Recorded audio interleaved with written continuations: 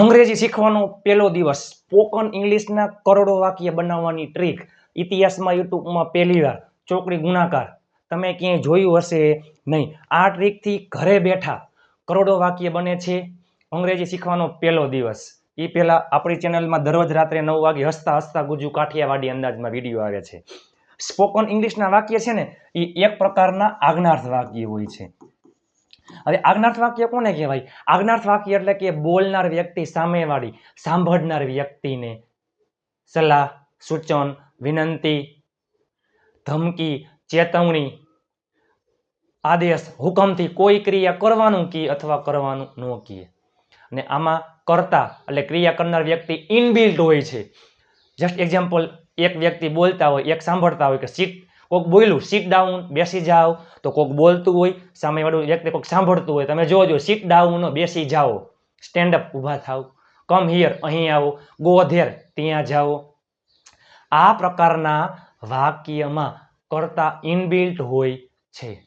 આજ્ઞાર્થ વાક્ય એટલે કે સ્પોકન ઇંગ્લિશના વાક્ય હંમેશા, આજ્ઞાર્થ વાક્યમાં આજ્ઞા હંમેશા સાદા વર્તમાન કાળમાં હોય છે. હકાર વાક્ય હોય, હકાર વાક્ય તો શરૂઆત થાય મૂળ ક્રિયાપદથી એટલે કે V1 થી. આમાં ક્યાંય ભૂતકાળનું રૂપ SES V3 નહીં આવે.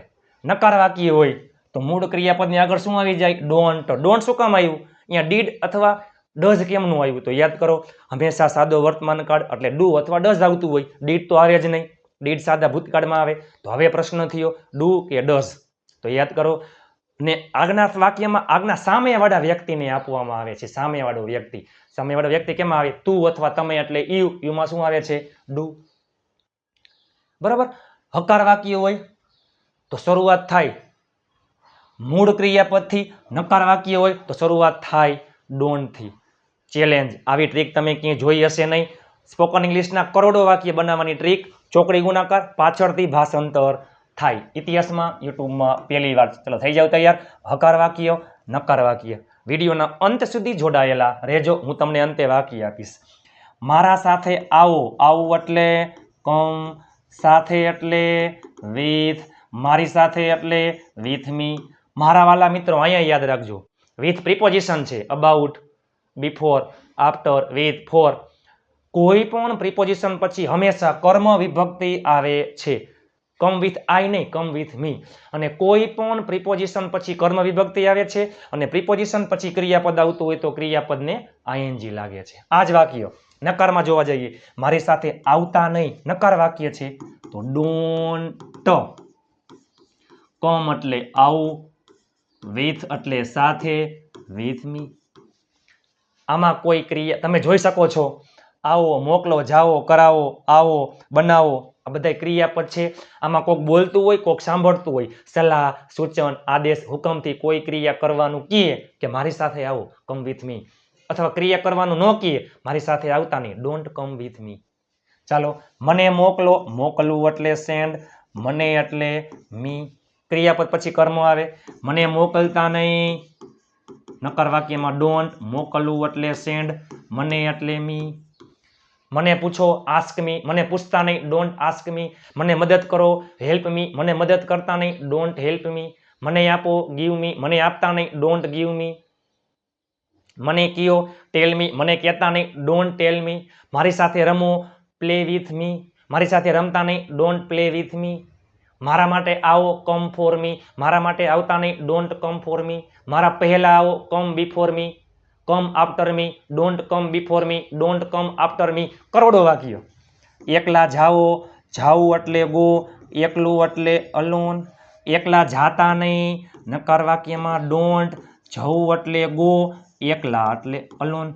તમે જોઈ શકો છો હંમેશા હંમેશા હકાર વાક્યમાં શરૂઆતમાં આવશે મૂળ ક્રિયાપદ. જો કમ, સેન્ડ, ગો. આમાં ડોન્ટ આવે, ડોન્ટ પછી આવે મૂળ ક્રિયાપદ. Don't come, don't send, don't go. મને યાદ કરાવો.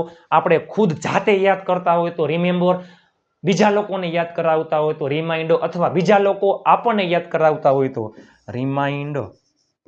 મને યાદ કરાવો, રિમાઇન્ડ મી. મને યાદ કરાવતા નહીં, નકાર વાક્યમાં ડોન્ટ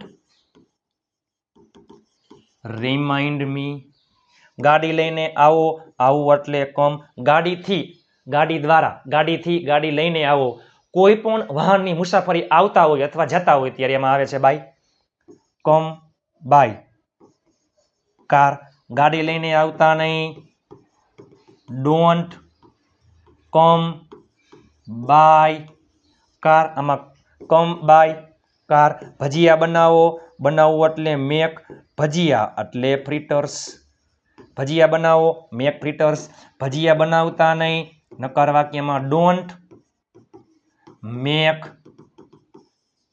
ફ્રીટર્સ. ચા પીવો, ડ્રિંક ટી. ચા પીતા નહીં. Don't drink tea.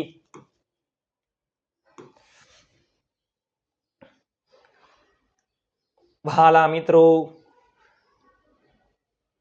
અંગ્રેજીમાં વાત કરો એ પેલા જો ભજીયા એટલે ફ્રીટર્સ, પાઈ એટલે કચોરી, રિઝોલ એટલે સમોસા, પુડિંગ એટલે હલવો, રાઈસ પુડિંગ એટલે ખીર. અંગ્રેજીમાં વાત કરો. વાત કરવી એટલે ટોક. માં એટલે ઇન, અંગ્રેજી એટલે ઇંગ્લિશ. અંગ્રેજીમાં વાત કરો. Talk in English. અંગ્રેજીમાં વાત કરતા નહીં. નકાર વાક્યમાં ડોન્ટ ટોક.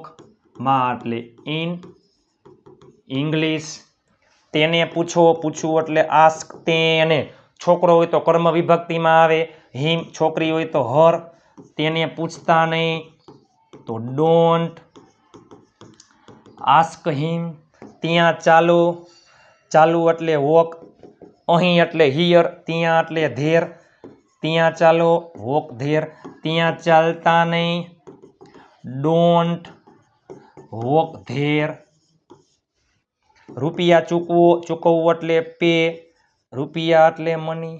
રૂપિયા ચૂકવો, પે મની. રૂપિયા ચૂકવતા નહીં. નકાર વાક્યમાં ડોન્ટ પે એટલે ચૂકવવું. રૂપિયા એટલે મની. અમારી સાથે વાત કરો. વાત કરવી એટલે ટોક. સાથે એટલે વિથ. અમારી આપણી સાથે તો કર્મ વિભક્તિમાં વી પછી શું આવે? અઝ.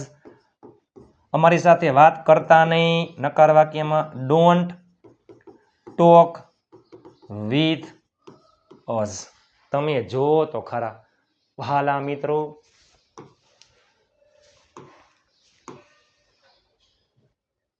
મારી સાથે આવો. Come with me. Don't come with me. મને મોકલો. Send me. Don't send me. એકલા જાઓ.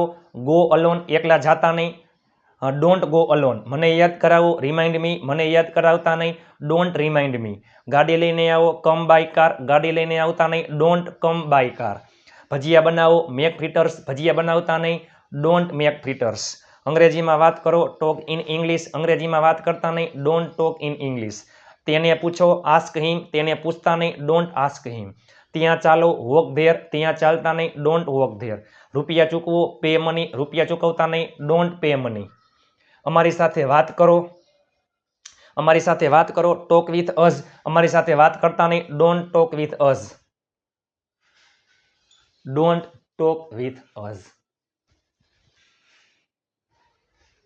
રવિવારે મળો. મળવું એટલે મીટ. જો મળવું એટલે મીટ અને રવિવાર એટલે સન્ડે. તો મીટ સન્ડે એમ નહીં, માત્ર ને માત્ર એકલા વારના નામની આગળ ઓન આવે છે. Meet on Sunday. રવિવારે મળતા નહીં. આગળ મૂકી દો ડોન્ટ મીટ ઓન સન્ડે. મને મદદ કરો. મદદ કરવી એટલે હેલ્પ મી. મને મદદ કરતા નહીં. Don't help me. મારા માટે રોકાવો. રોકાવું એટલે સ્ટે. માટે એટલે ફોર. મારા માટે ફોર મી. પ્રિપોઝિશન પછી કર્મ વિભક્તિ આવે. મારા માટે રોકાતા નહીં. Don't stay for me. ઢગલાબંધ વાક્ય છે હો. આવી પ્રેક્ટિસ મેં કરેલી હતી. અંગ્રેજી લખવા, બોલવા, શીખવા, વાંચવાની શરૂઆત અહીંયાથી કરાય. આવા વાક્ય. બેસી જાવ. Sit down. બેસતા નહીં. Don't sit down. મારા માટે રાહ જોવો. વેઇટ ફોર મી. ત્યાં રમો. Play there. મને પૂછો. Ask me. તેના વિશે વિચારો. ચાલો. વિચારવું એટલે થિંક. વિશે એટલે અબાઉટ. તેના વિશે વિચારો. કોઈ એક વ્યક્તિ છે, જસ્ટ એક્ઝામ્પલ છોકરો હોય તો કર્મમાં આવે હિમ. છોકરી માટે હર. તેના વિશે વિચારતા નહીં. નકાર વાક્યમાં don't think about him. About છે તે પ્રિપોઝિશન છે. પ્રિપોઝિશન પછી કર્મ વિભક્તિ આવે અને પ્રિપોઝિશન પછી ક્રિયાપદ હોય તો ક્રિયાપદને આઈએનજી લાગે છે. તેણીને બોલાવો, બોલાવો એટલે કોલ, તેણી કર્મમાં હર. ક્રિયાપદ પછી કર્મ આવે અને પ્રિપોઝિશન પછી પણ કર્મ વિભક્તિ આવે છે. તેણીને બોલાવતા નહીં, ડોન્ટ કોલ હર. 5 દિવસ માટે રોકાવો, રોકાવું એટલે સ્ટે. ચાલો ઉપર કરી નાખું, સોરી માફ કરજો. રોકાવું, જો રોકાવું એટલે સ્ટે, માટે એટલે ફોર, 5 દિવસ તો 5 days. સ્ટે ફોર 5 days, 5 દિવસ માટે રોકાતા નહીં તો ડોન્ટ સ્ટે ફોર 5 days. તમે જો તો ખરા હાલા મિત્રો, વિડીયોના અંત સુધી જોડાયેલા રહેજો. હું તમને વાક્ય આપીશ અંતે. પાછળથી ભાષાંતર થાય છે. મારા માટે રાહ જુઓ, રાહ જોવી એટલે વેઇટ ફોર, મારા માટે પ્રિપોઝિશન પછી કર્મ વિભક્તિ, વેઇટ ફોર મી. મારા માટે રાહ જોતા નહીં, નકાર વાક્યમાં પહેલે ડોન્ટ, રાહ જોવી એટલે વેઇટ, માટે એટલે ફોર, મારા માટે મી. કર્મ વિભક્તિ છે એટલે me. Wait for me, don't wait for me. મને કહો, કહું એટલે જો કાંઈક કહો, સે સમથિંગ. મને કહો, ટેલ મી. સાંભળનાર કર્મ હોય તો ટેલ આવે છે, કહેવું એટલે ટેલ મી. મને કહેતા નહીં, નકાર વાક્યમાં ડોન્ટ ટેલ મી. મેસેજ મોકલો, એક જ મેસેજ છે, સેન્ડ અ મેસેજ. મેસેજ મોકલતા નહીં, નકાર વાક્યમાં ડોન્ટ સેન્ડ અ મેસેજ. તમે જો તો ખરા. ચાલો વોટ્સઅપ ગ્રુપમાં ફ્રી પીડીએફ ફાઇલ માટે આપેલ નંબર ઉપર જોઈન મેસેજ કરી દેજો. ઢગલાબંધ વાક્ય બની ગયા છે. Call her, don't call her. Stay for 5 days, don't stay for 5 days. Wait for me, don't wait for me. Tell me, don't tell me. Send a message, don't send a message. ચાલો તમને આપું છું બધા વાક્ય મિક્સમાં. કાંઈક કહો, કાંઈક કહો, સમયસર આવો, મોડા જતા નહીં, પાણી બગાડતા નહીં, પાણી બગાડતા નહીં, વૃક્ષો કાપતા નહીં, મારા માટે ચા પીવો, મારા માટે ચા પીવો,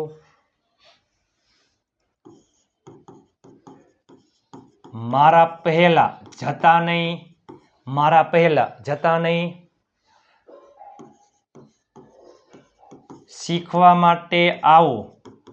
આ ખાસ યાદ રાખજો, કમ ફોર લર્નિંગ. કોઈ પણ પ્રિપોઝિશન પછી ક્રિયાપદ આવતું હોય તો ક્રિયાપદને આઈએનજી લાગે છે. શીખવા માટે આવો,